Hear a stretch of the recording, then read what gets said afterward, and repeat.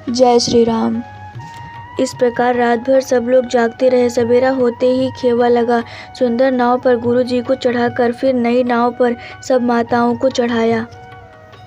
4 घड़ी में सब गंगा जी पार उतर गए। तब भरत जी ने उतरकर सबको संभाला। प्रातः काल की क्रियाओं को करके माता के चरणों की वंदना कर और गुरु जी को सिर नवाकर भरत जी ने निषाद गढ़ों को रास्ता दिखलाने के लिए आगे कर लिया और सेना चला दी। निषाद राज को आगे करके पीछे सब माताओं की पालकियां चलाईं।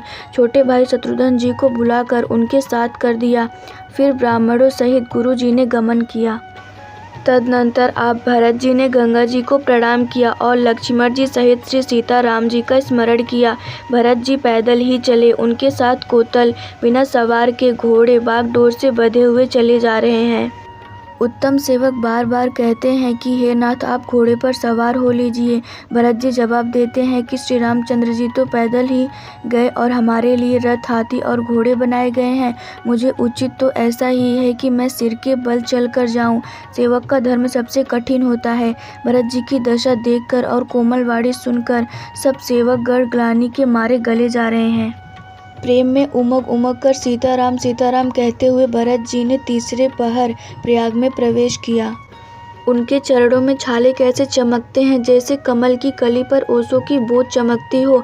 भरत जी आज पैदल ही चलकर आए हैं। यह समाचार सुनकर सारा समाज दुखी हो गया। जब भरत जी ने यह पता पा लिया कि सब लोग स्नान कर चुके, तब त्रिवेणी पर आकर उन्हें प्रणाम किया। फिर विधि पूर्वक गंगा यमुना के श्वेत और श्याम जल में स्नान किया और दान देकर ब्राह्मणों का सम्मान किया।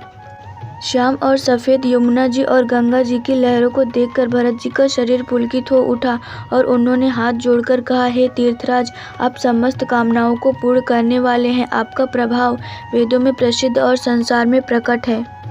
मैं अपना धर्म न मांगने का क्षत्रिय धर्म त्याग कर आपसे भीख मांगता हूँ। आर्त मनुष्य कौन सा कुकर्म नहीं करता।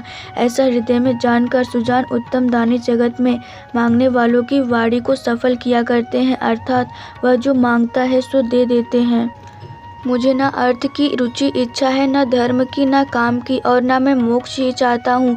जन्म जन्म में मेरा श्री राम जी के चरणों में प्रेम हो, बस यही वरदान मांगता हूँ, दूसरा कुछ नहीं। स्वयं श्री रामचंद्र भी भले ही मुझे कुटिल समझे और लोग मुझे गुरुद्रोही तथा स्वामीद्रोही भले ही कहे, पर श्री सीताराम जी के चरणों में मेरा प्रेम आपकी कृपा से दिन दिन बढ़ता ही रहे। मेघ चाहे जन्म भर चातक की सुधि भुला दे और जल मांगने पर वह चाहे वज्र और पत्थर ओले ही गिरावे, पर चातक की रटन घटने से तो उसकी बात ही घट जाएगी, प्रतिष्ठा ही नष्ट हो जाएगी। उसकी तो प्रेम बढ़ने में ही सब तरह से भलाई है। जैसे तपाने से सोने पर अब चमक आ जाती है, वैसे ही प्रियतम के चरणों में प्रेम का नियम निभाने से प्रेमी सेवक का गौरव बढ़ जाता है। भरत जी के वचन सुनकर बीज त्रिवेणी में से सुंदर मंगल देने वाली कोमल वाणी हुई।